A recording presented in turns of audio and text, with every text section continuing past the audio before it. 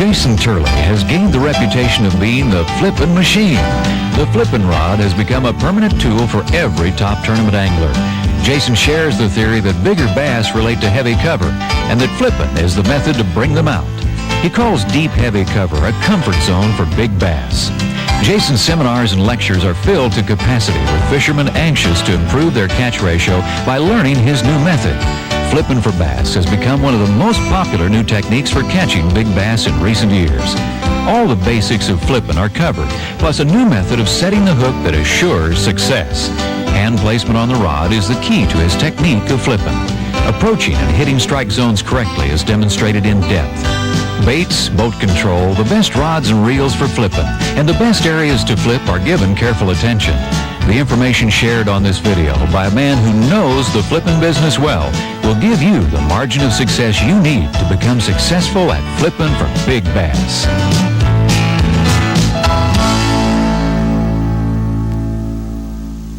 I'm Jason Turley. Welcome to my flipping school for big bass. I feel my methods and techniques of flipping for bass will improve your bass fishing.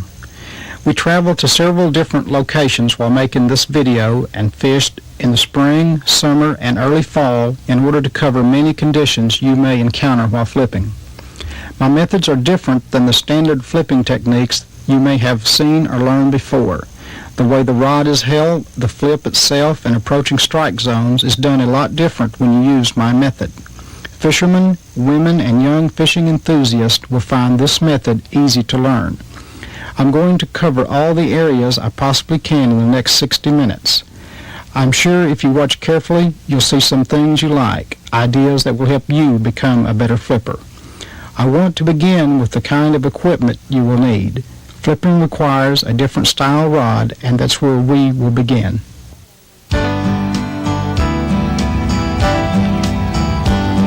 The rod I use when I'm flipping for bass is a 7.5-foot graphite flipping stick with a straight handle. What I mean by a straight handle, the rod remains straight all the way from the butt to the very tip. For my technique of flipping, I do not like a trigger finger. It's just another part of the rod that gets in my way. I like a telescoping rod. What I mean by a telescoping rod, the front part of the rod telescopes out of the butt handle of the rod to make it 7.5 foot long when I'm actually flipping. When I get through flipping, I can push my rod right back into the handle, put it in my rod box for easy storage and moving to my next place. I use 100% graphite for a few reasons. It's light, very sensitive, very strong, has a very fast tip. Any type of bait casting reel can be used on a flipping stick. However, I prefer a low ratio gear reel with a thumb bar. The thumb bar I use for 2 or 3 different reasons. The main reason is I can let line out and lock my reel back into place without ever touching the handle. I can let as much line out as I want. I don't ever have to reach over with my right hand to touch the handle. This way both of my hands are free to set a fish in case I flip this jig into a strike zone and a fish was to hit me immediately. The type of line I use when I'm flipping is very important to me. The line is the only thing that separates the fish in the heavy cover from the fish being in my boat. The line size I prefer is 25 to 30 pound test line, extra T, which stands for extra tough, in an ultra green color. The ultra green color provides a camouflage type line. When the line enters the strike zone, what the fish is going to see is the bait and not see any part of the line. But yet the line will remain visible to my eyes where I can detect the light strikes. No one thing can make a person catch more fish flipping. However, there are several small things that will add up to putting more fish in your boat. The number one thing is sharpening the jig. When the jig comes out of the package, it retains paint, different little fragments of stuff from the maker that remains on the hook. The first thing I do is take a hook sharpener. I sharpen my jig several times to the point as sharp as a pin. During the day when I'm flipping, I'll reach down and I'll touch the point of my jig, and if it doesn't feel sharp enough, I'll sharpen it again. Sometimes I'll sharpen a jig at least 10 or 15 times a day. Another small thing that a person needs when they're flipping is a good pair of polarized sunglasses. The reason I wear the polarized sunglasses, when I'm flipping, I have such a high level of concentration of watching my line and my bait enter a strike zone that the polarized sunglasses will eliminate the glare off of the water. This enables me to watch my line when I want to detect all the light strikes. Another thing that I do, I add a fish attractant to my jig. What this does, it eliminates any type of human odor that I might have came in contact with and put on my bait by touching it with my hands. I highly recommend this type of stuff for a person that's a heavy smoker. Nicotine on the hands and then touch the bait will affect this bait greatly. I spend a lot of time selecting the proper baits for the conditions I am flipping in. Choosing the right bait can make the difference, and most of the time, all the difference in your success. The bait that I use for a trailer on my jig year-round is number 1, number 11 pork frogs. The number 11 is a smaller frog, which I use on a jig when I want the jig to penetrate the strike zone faster. The number 1 pork frog is a larger frog when I want the jig to penetrate the strike zone just a little bit slower. The bigger frog causes the jig to fall a little bit slower. I do a few things to my frogs to make them look like natural bait fish. The first thing I do, I keep a real sharp knife. I turn the jig over, the frog over, make a little slice right at the very top of my frog. Make 2 slices down the fat part of the frog. I turn the frog over, split his legs all the way down in the middle. I take each one of my frog's legs and split about a ½ an inch all the way down to the bottom of the frog. I do this on both legs.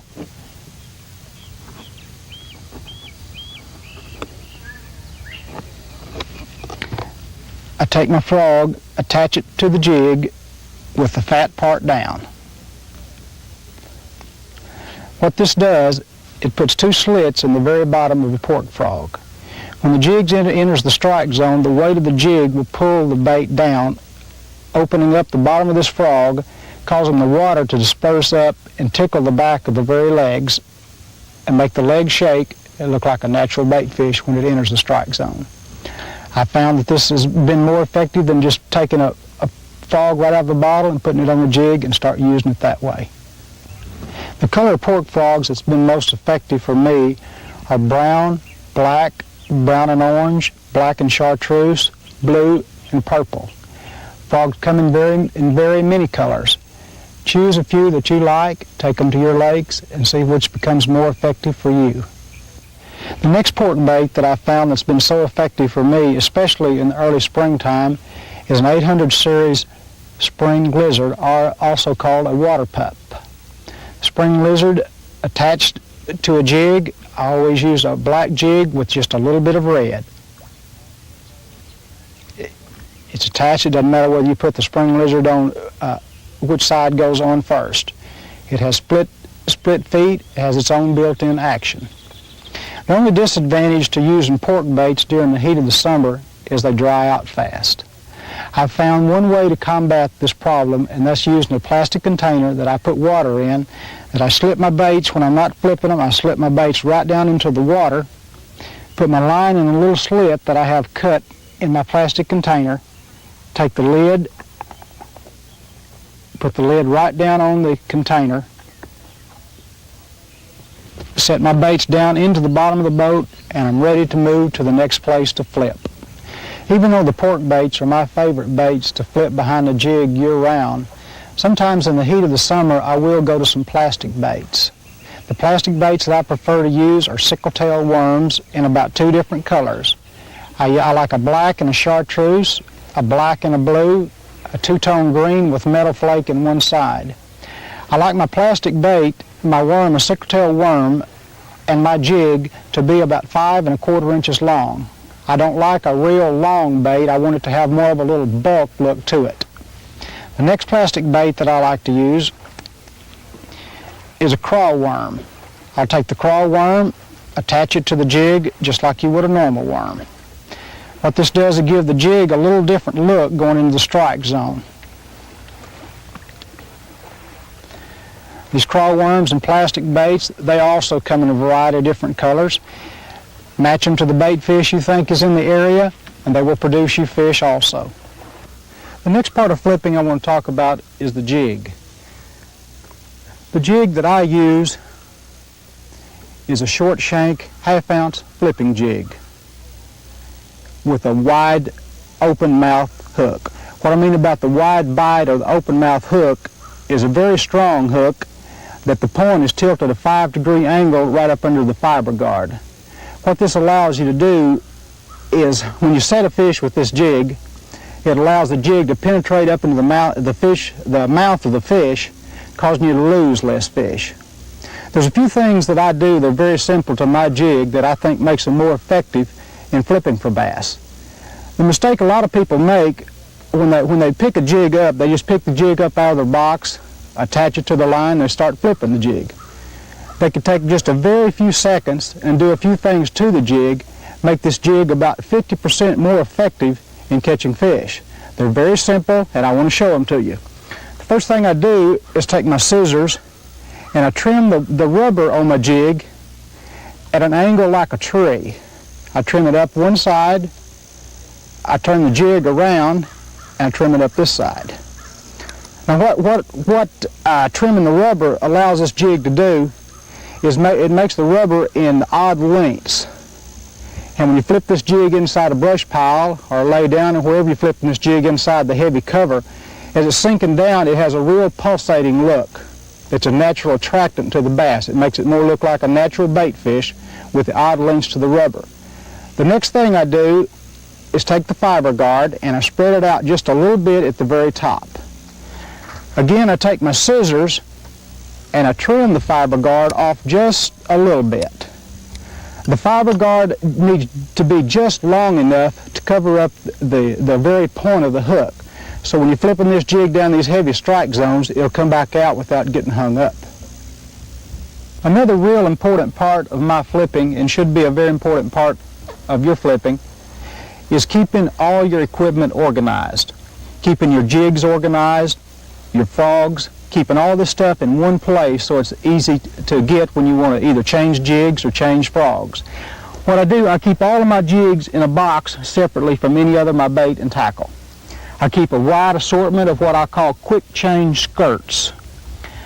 These are skirts that come in all different varieties of colors that you can pick up at any of your tackle dealers that can readily change the looks of your jig in just a matter of seconds. You can take the skirt off of one jig. If you're flipping a solid black jig and you want to change to a black and blue, you can pull the black jig skirt off and go right to a black and blue and a brown jig skirt. This, like I said, this way you can change the total look of your jig in just a few seconds. The next thing I do, I keep all of my pork frogs in a separate box. I keep them all in a box, stacked on top of each other, where they're easily accessible for me to get. I can reach in here and pick up a bottle of brown frogs. If I decide I want to use a different frog, I can go right back and pick up a bottle of brown, a bottle of blue, a bottle of black. Any color frog that I want to use is in a box all to itself. I have no other type of fishing equipment in this box except just my frogs. I keep all of my equipment like my hook sharpener, I keep my sharp knife, and I keep my scissors all in the same box, where if I need a piece of equipment, I don't have to get up and run to the back of the boat or start searching through the rod boxes or 4 or 5 different tackle boxes to get this a piece of equipment. My equipment is all in one place. I can just reach in, use whatever I want, close the lid on my box, and put it right back out of the way till I need it again. The jigs that I use come in a variety of weights, ranging from a 1/4 ounce, usually up to 1/2 or 9/16. I don't really use a lightweight jig that much. Most of the time the jig that I use is at least a 1/2 ounce in weight. I prefer the 1/2 ounce jig for 2 reasons. It's easier to flip, and it also makes it easier for the weight of the jig being a 1/2 ounce to pull my jig and frog combination down into the strike zone. When I flip a jig into a strike zone, I want that jig to start at the top, penetrate that strike zone all the way down to the bottom, which might be at depths of 2 to 4 feet. A light jig is not going to pull my frog down in there far enough to cover that entire strike zone. The heavier jig will give you this frog from the top of the strike zone down to the bottom of the strike zone. The next part of flipping I want to talk about is trying to determine a color combination for your jig and frog. What I like to do is talk about bait fish. The bait fish that I'm talking about is crawfish. Crawfish in different lakes are going to have different colors. In the Midwest, when you have murkier water, you're going to have crawfish that have more of a black and orange look. As you get down in lakes toward the south and southeast and more clear water, the crawfish will even have a black-brown with a blue look. What you need to do is ask around about the color of crawfish in certain lakes and try to match your jig and pork frog combination to the color of these bait fish, the crawfish. If you ask and you can't find the color of these crawfish, then just try to use your own imagination or just go back to some standard colors of using a solid brown jig with a black frog, a solid black jig with a brown frog. On my color combinations, what I try to do is use a solid color jig and a frog with 2 colors. If I'm going to use a solid brown jig, then a lot of times I like to use a black, brown and orange frog or a solid brown frog. Now if I'm going to use a jig that has 2 colors on the skirt, like a black and chartreuse, then I would go to a solid colored frog, like a solid black frog on a 2-colored combination jig, a 2-colored frog with a jig combination of a solid color on my jig. I found what this does, it makes the color combination blend together to look more like a natural bait fish. If I try to use, say, a black and chartreuse and then a black and chartreuse frog as my combination, the color kind of separates each other and it doesn't look like a one-piece natural bait. Again, on my color combination, I want the solid colored jig with the 2-colored frog, or the 2-colored jig with a solid colored frog. What I want my bait to do is look like one bait that blends together. I don't want a separate look between my bait and my frog as it's going down into the strike zone.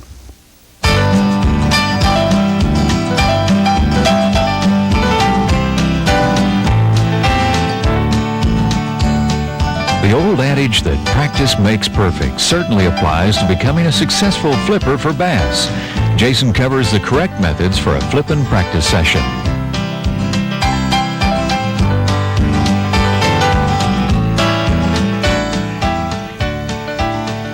The one thing that separates my flipping technique from the way that most people flip is the positioning of the hands on the rod and the reel. Most people, when they're flipping, they tend to put their hand right up on the right up on the reel with a line on the inside part of their hand. When they flip in a manner like this, with no control over their bait and no control over the rod. My technique varies and is a lot more simpler because my right hand is on the very butt of the rod. The line comes on the very outside of my thumb. I come completely behind my body with the line. When I flip my jig forward, the line shoots out into the strike zone. My hand comes up under the rod where I have a perfect control anytime that a fish hits my jig. When a fish hits my jig, the very instant my rod tip is lowered and the fish jerked out of the cover. The way that I get my jig and my pork bait to enter the strike zone in a very splashless manner, I pull the line back behind my body, wrapped on the very outside of my thumb. I shoot the jig right toward the target, letting the loose line slide around my thumb until my left hand comes up under the rod for perfect control for setting a fish.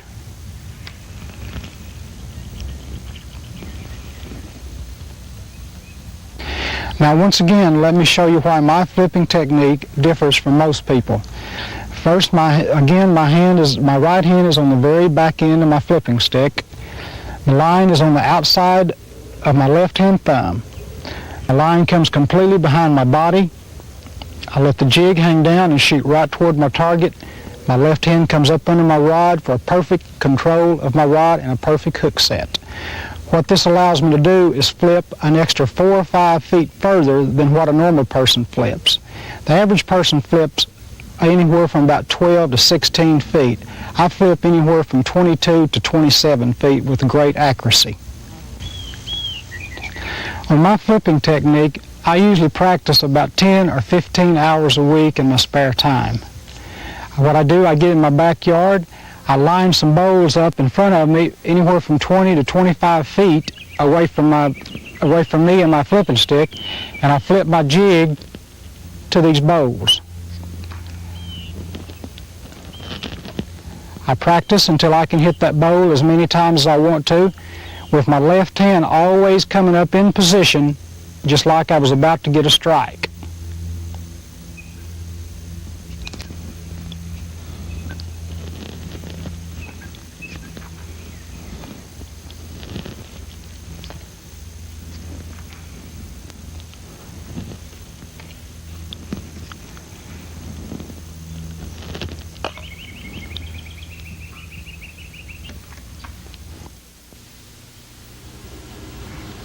As you can see by now, my flipping technique is a very simple technique and very easy to learn.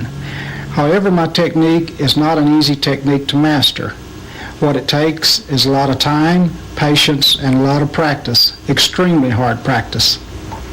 As you can see by the positioning of my bows that I'm flipping approximately 25 feet. This is the length that I try to practice when I'm out in my backyard, because this is the length that I usually try to flip when I'm actually out on the lake flipping for bass. If you're new and just beginning to learn my technique, what you need to do is make sure you have the technique down properly. The technique of bringing the line all the way behind your back, keeping the line on the very outside part of your thumb, and then bringing your left hand all the way under your rod when the jig is extended to the bow. Again, if you're just beginning, what a person needs to do is pull the bows in to about 10 feet. When you feel real comfortable flipping at 10 feet, and when you can hit these bows a lot of times in a row, then you can move your bows on out to about 12 to 15 feet. Practice at this distance until you become real familiar with this distance, and then move the bows out a little further. What you want to become like is just like a machine in motion, bringing the left hand back, letting the jig extend out to these bows, letting the left hand come under the rod till it becomes very easy for you to do this. Remember, when you're outside flipping and practicing, to use the type of equipment that you were going to use if you're actually out on the lake doing this flipping for real fish.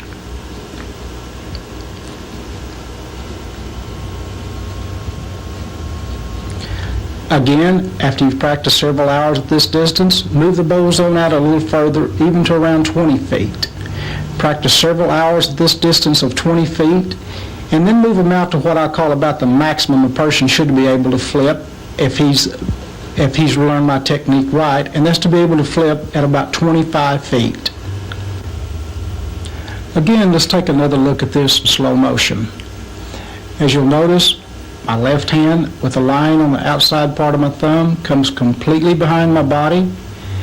As a jig extends out toward the bows, my left hand comes right up under my rod, where I have perfect control over my jig entering the strike zone. I have a perfect control in case I was to get a strike, where I can have an immediate hook set. Again, at this distance, I've got the bows out about 25 feet. I practice until I can hit these bows several times in a row. A person new to this, when he gets out at 25 feet, is not going to be able to hit these bows a whole bunch of times. That's why you have to keep practicing and keep practicing till you can put this jig and frog in this bow several times in a row at this distance of 25 feet.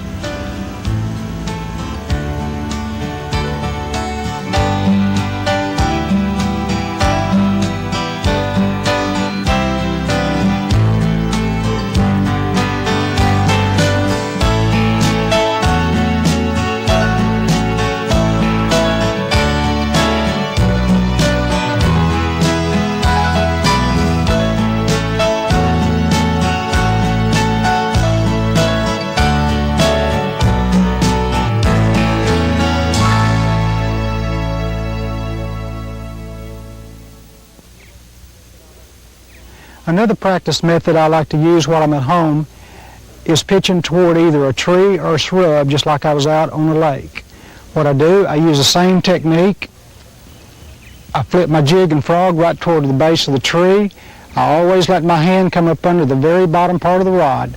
The line still remains on the outside part of my thumb. I flip it up there 5 or 6, 7 times in a row. Then about the 5th time I flip my jig and frog toward the tree, I pretend that I've got a fish and I set the hook. I can't emphasize too much that practice will help you learn this technique of flipping. As I have demonstrated, you don't need a lot of equipment for a practice session. When you can flip to targets like these bows consistently, you will also be able to hit strike zones with great accuracy. Keeping your hands in the correct position on the rod will greatly improve your hook sets. Keeping the left hand thumb on the line at all times acts as a telegraph on the line, and you will be able to feel strikes easily. Bringing the left hand all the way back will improve your flipping distance and give you much greater accuracy. Since this is such an important part of my flipping, I want to show you one more time how I trim my frog to make it look more like a natural bait fish. Again, the first thing I do is slice about 1/4 of an inch right off the very front of the frog. This makes the front flat. It also gives the frog an ability to set back on the hook to give you more penetration when you're setting the fish. The next thing I do is make 2 slits in the fat part of the frog all the way from the very top to the bottom. I turn the frog around, then I slit his bottom part between his legs all the way up to the fat part of the frog. The next thing I do is take the legs of the pork frog and I split about 1/2 an inch right down the very bottom of his legs. I do this on both sides. The next thing I do is take the pork frog and attach it to my jig. I always attach my frogs with the fat part down. What this does, splitting the frog up like this, when your jig enters the strike zone, the weight of the jig going through the strike zone will open up the bottom part of the frog. It will let the water shoot up and hit the very back end of the legs, causing the legs to spread apart and look like a natural crawfish when it enters the strike zone. I found this technique to be very effective when I'm flipping brush piles or any lake that contains a lot of crawfish. I spent a lot of time talking to you about the equipment I use to flip, the techniques, the practice session, and how you can become a better flipper. I've talked to you about the combinations of colors, the weights of the jigs that I like to use, and just a general demonstration on how you can be a better flipper, or how to flip if you're just now becoming a flipper. What I want to do now is take our equipment, our techniques, and go out on the lake and find some of these places that I think are holding big fish in the heavy cover and see if we can't flip some of these fish out of this heavy cover. When I arrive at a lake and I'm determined that I'm going to flip for fish, the first thing I do is start seeking out the heavy cover. What I will do is look for heavy cover back in places off of creek channels with the flats, where the creek channels run in and off into the flat areas. What I want to do is search out the heaviest cover for my primary strike zones. In this heavier cover, only a person like myself or a person like you, after you've gone through my techniques and practiced my flipping techniques and become very adept to using my techniques, are going to be able to catch fish out of areas like this. The person that comes down through here fishing a spinner bait or buzz bait or another type of moving bait is not going to be able to catch fish out of this area unless the fish are on the outside part of the heavy cover chasing bait fish. Then he will be able to catch those fish. Most of the time the fish are going to be back inside this heavy cover in what I'll call their comfort zone. What the fish are going to do is move way back in this comfort zone down in this heavy cover. What I want to do is put a jig and frog down in the strike zone to enter his comfort zone. What I mean by his comfort zone in an area like this with a heavy cover is a small area down in this heavy cover where he can position himself back in there, keep his eyes out of the sunlight, and he feels total comfort and at ease back in this area. What he'll do sometime is just sit and wait for the bait fish to move in his zone, then he will eat bait fish. Anytime they move into his zone, he's going to eat these bait fish. What I want to do is make it easy for him to see a bait fish coming in his strike zone.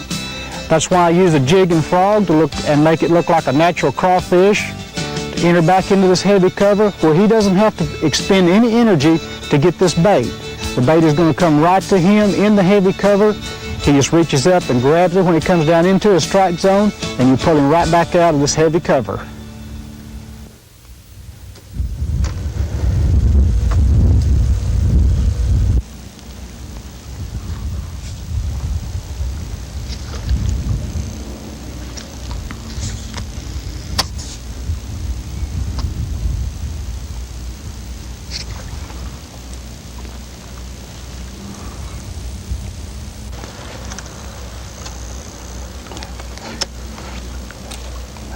There he is.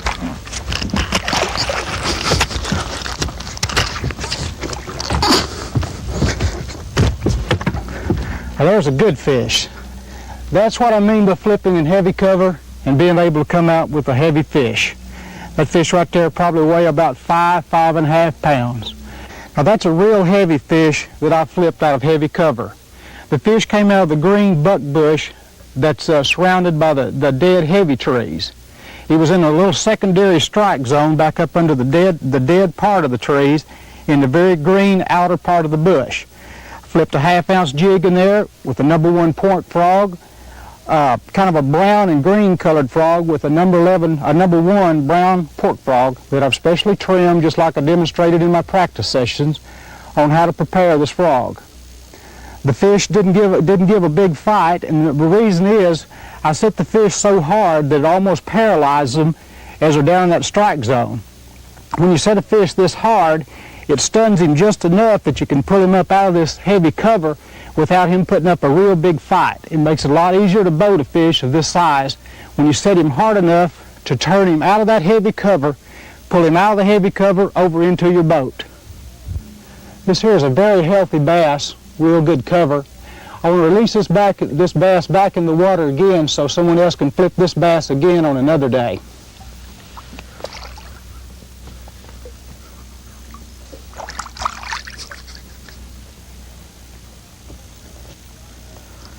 One of the questions that I'm asked often when I'm either giving a seminar or about flipping or teaching a person about flipping is if I'm using a jig, a 1/2 ounce jig with 30-pound test line, and I'm flipping inside these strike zones, how am I going to know when I've had a hit, or when am I going to know when a bass has struck my jig?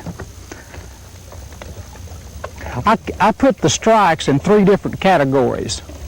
Number 1 category is what I call the heavy strikes. The second category I put the strikes in is the light strikes. The third category is what I call the unusual type of strike to a jig and frog. Now the heavy strikes are easy to describe to someone what's happened. When they flip inside one of these strike zones and that jig enters that strike zone and goes down, when a bass hits that jig, it's just a sudden tug. Now this is what I mean by a heavy strike, and they're very easy to detect. The second category that I put the strikes in again is the light strikes. This is when you flip this jig and frog in a strike zone and it's going down to the strike zone and a fish hits it what I call very lightly. What it is just going to be a little sudden movement or a little slow movement, maybe just 2 or 3 inches. It's not going to be like a 2 or 3 foot where he grabs his jig and runs out of this strike zone. He's going to move it just a couple inches. That's why you have to concentrate the whole time. When that jig is entering that strike zone, your eyes have got to be fully aware of what's going on. They've got to watch this line at all times, so when that line moves, you're ready to set the hook. The third type of strikes that I categorize is what I call the unusual strike. And this is even the strikes that I don't like. This is when you flip in a strike zone 4 or 5 times, haven't got a hit, you flip back in there and still haven't got a hit, and you start to raise this jig and frog up out of the strike zone, he comes up out of the strike zone and just engulfs the jig and starts running right towards you. So then what a person has to do is immediately drop the rod tip, reel some of the slack line up, and set the fish. Now this is going to happen a lot. Fish are not going to strike the same way all the time. You're going to have a heavy strike one time, a light strike, and then every once in a while you're going to have one of these unusual strikes.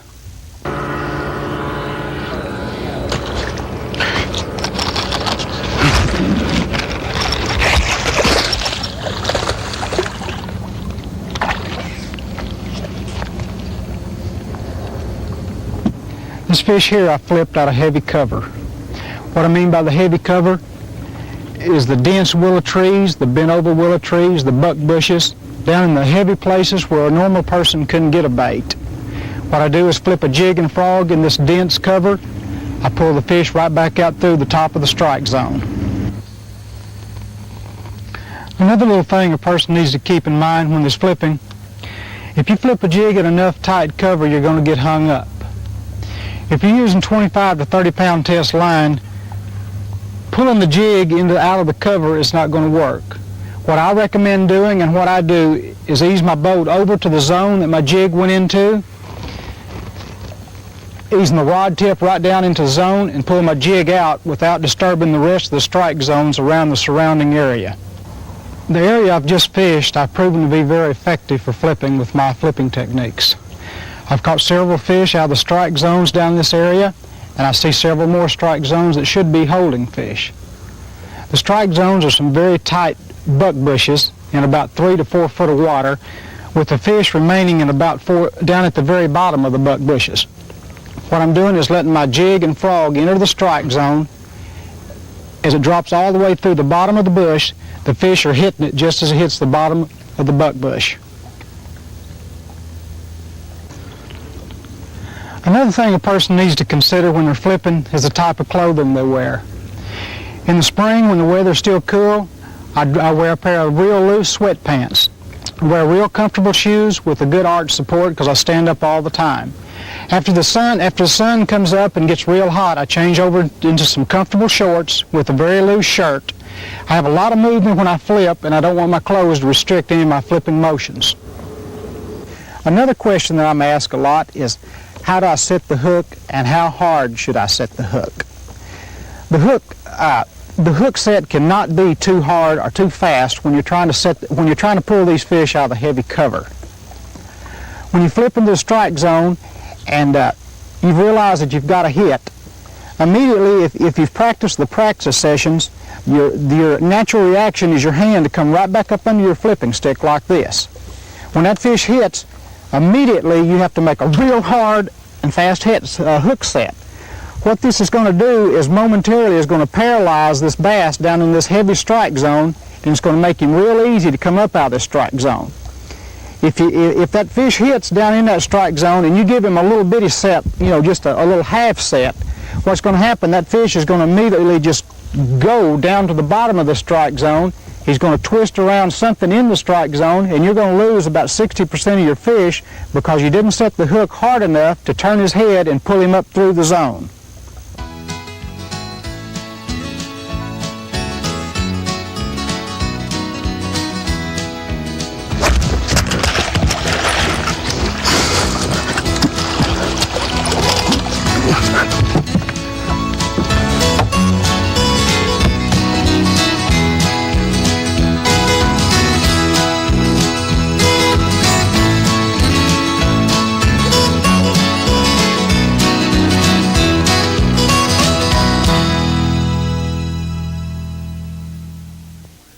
Flipping in heavy cover requires the ability to maneuver and control your boat at all times.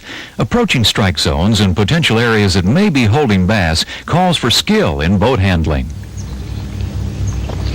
Probably the most important part about flipping when a person is actually in the process of flipping for fish is being able to control their boat. What my techniques allow me to do is keep my boat about 25 feet from my strike zones. I do this with a foot control trolling motor. My trolling motor, I make sure that all my brackets are very tight All my bolts are tight. I don't want any excess noise coming from my trolling motor. I use the foot control because I can reach down with my foot and control my boat in any direction that I want to without ever taking my eyes off of my strike zones. Like I said, I usually keep my boat about 25 feet away from my strike zones. With my technique, I can reach out, flip my jig and my frog right into the strike zone at 25 feet away. A couple more pieces of equipment that are very important to me while I'm flipping is a flasher type depth finder. What the flasher type depth finder allows me to do is watch the depth of water that my boat is in while I'm looking up at my strike zones. I like to keep my boat in about 4 to 5 feet of water, flipping up into about 2 to 3 feet of water. The next piece of equipment is temperature gauge. I use temperature gauge when I'm flipping for a couple of reasons, because early in the spring I like to locate areas with the warmest part of the water with the heavier cover. And in the summertime I use it to try to find areas that may have just a 1 or 2 degree temperature change to the cooler water.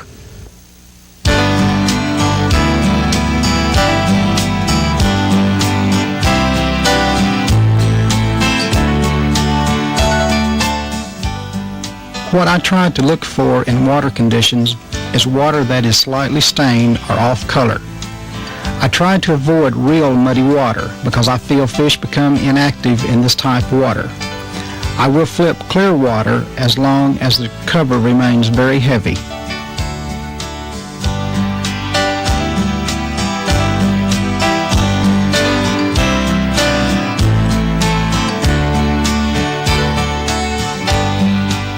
I like to start flipping in early spring and continue until late fall. I like the water temperature to reach 55 degrees and above. If I had to pick the best 90 days of the year, it would be June, July, and August when it becomes very hot. During this season, fish will become very active and will feed on available bait fish whenever they move close to the fish's comfort zone.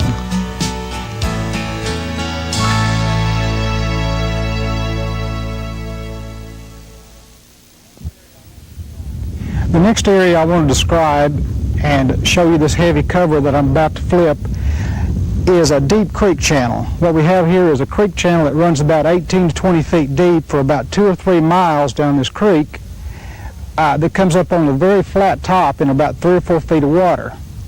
The bait fish have been heavy in this area for the past 2 days. What the fish have done, they've put themselves back in this heavy cover, waiting for the bait fish to move into this area in the shallow part of this creek channel.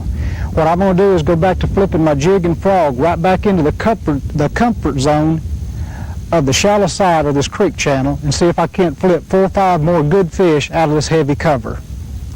You can see this heavy cover runs for long periods of, up on the shallow side, runs for probably 2 or 3 miles down this creek channel. The shallow sides, the fish are in the real heavy lay-down brush right up on the top side of the creek channel.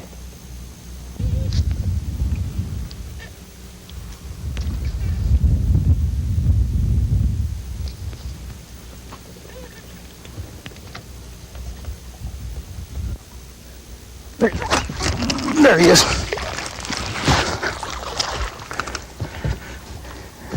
There's another nice fish that came from this heavy cover along this creek channel. This is not a very big fish, but you can see the fish has got well colored. He's a good fat fish. He's been feeding on these bait fish along these flats off this creek channel. What I'm going to do is get the jig out of this fish's mouth. What I caught this fish on again was the brown pattern jig with the green rubber. It's a 1/2 ounce jig, the same jig that I use all the time. It's a good healthy fish. I'm going to put this fish back in the water just like I do most of the fish that I catch. The next thing I like to do after I've been flipping for probably 15 or 20 minutes in an area that's got this heavy a cover, and then I pull in and maybe catch a fish or two, even though I'm using 25 and 30 pound test line, which I'm using 30 on this jig, the 30 pound XT, which I described back in the practice sessions, when you flip down this heavy cover, you have no way of seeing what's down in here. There's little nicks, little crannies and stuff like this that's going to nick your line, it's going to make your line weak. What I do after I flip for 15 or 20 minutes and caught a fish or two is I like to check this line. And you can see right here, it's going to be hard to see, but I've got a fray spot in this line from where I pull this fish back out of this heavy cover. So what I like to do is retie this line every 15 or 20 minutes, or just every time I catch a fish or two. So what I do, I keep my scissors right here handy, take and clip the line off,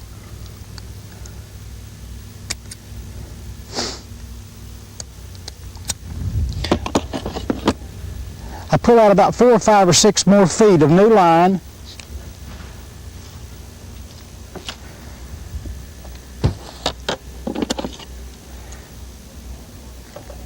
I clip the old part of the line off and toss it inside the boat where I can put it in a trash can.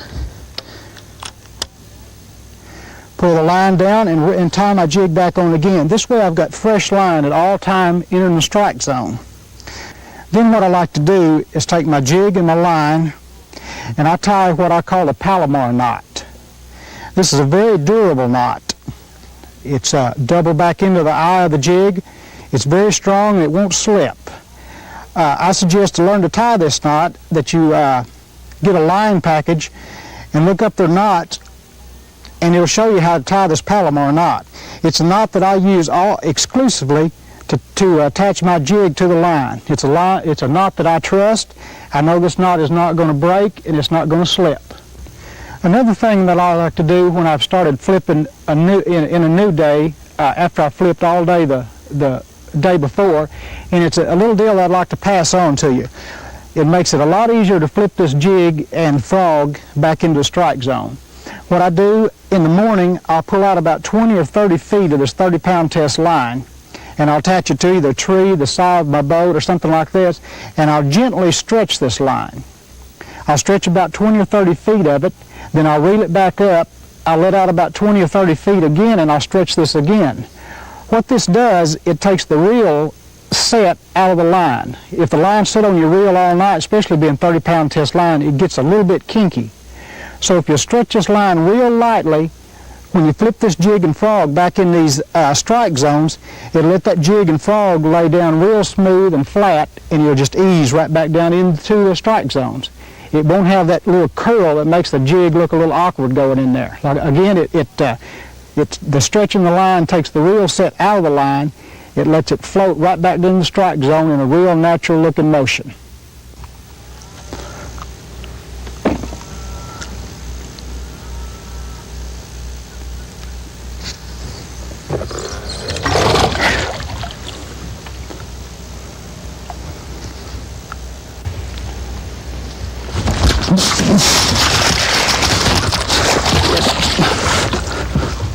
That's another good fish right out of this heavy cover, right off this creek channel. I'm the only boat down in this area today, and that's probably why these fish have got back in this heavy cover, and they're not being disturbed, and they're going to be pretty easy to catch.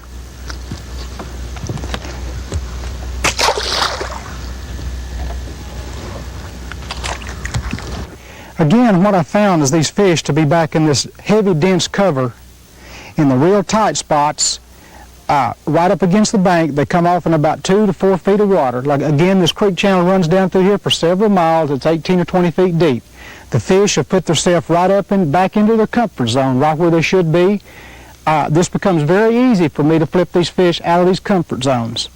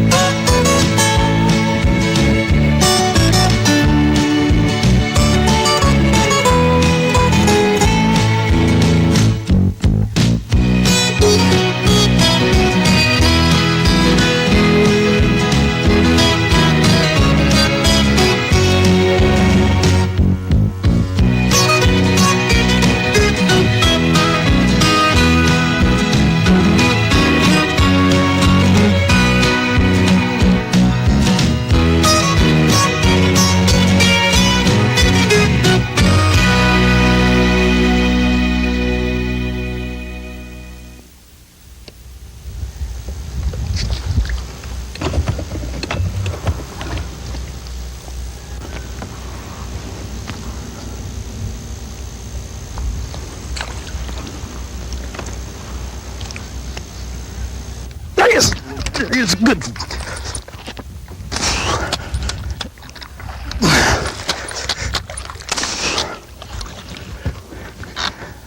Now that's a real good fish.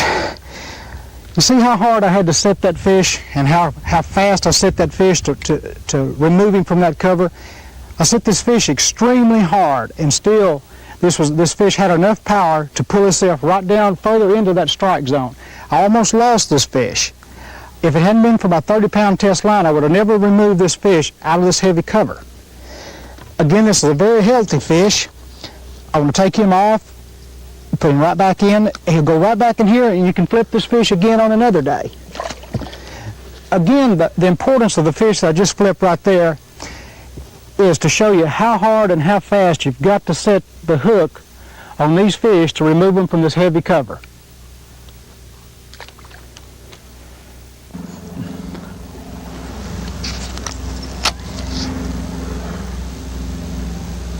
I'm going to put it right in that tight stuff.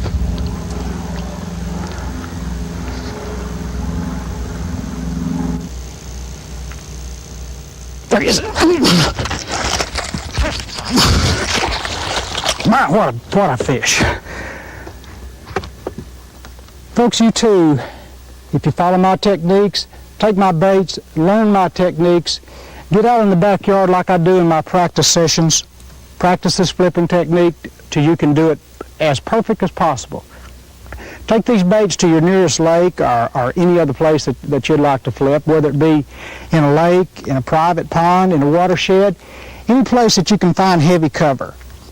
Again, take my techniques to any place, any lake, small lake, large lake, whether you have a private pond, a big watershed, any place that contains heavy cover. Now, it doesn't necessarily have to be the cover that I'm flipping. It can be heavy weed beds. If it's heavily covered with moss, any kind of heavy cover is going to hold fish as long as there's bait fish moving in these areas. Again, take my techniques and practice. Get in that backyard just like I do in my practice sessions. Practice extremely hard. If it takes you 10 hours a week to become as good a flipper as I am, or maybe even better, get out there and practice. You can achieve the same type of results by watching this video, practicing your flipping, and just keep practicing. Take your flipping sticks out to the lake. Leave all your other rods and reels at home. Get out and find this heavy cover, flip into these strike zones, and try to find where these fish are going to be at down in their comfort zones. Flip these jigs and frogs down in these places till you start flipping fish like these.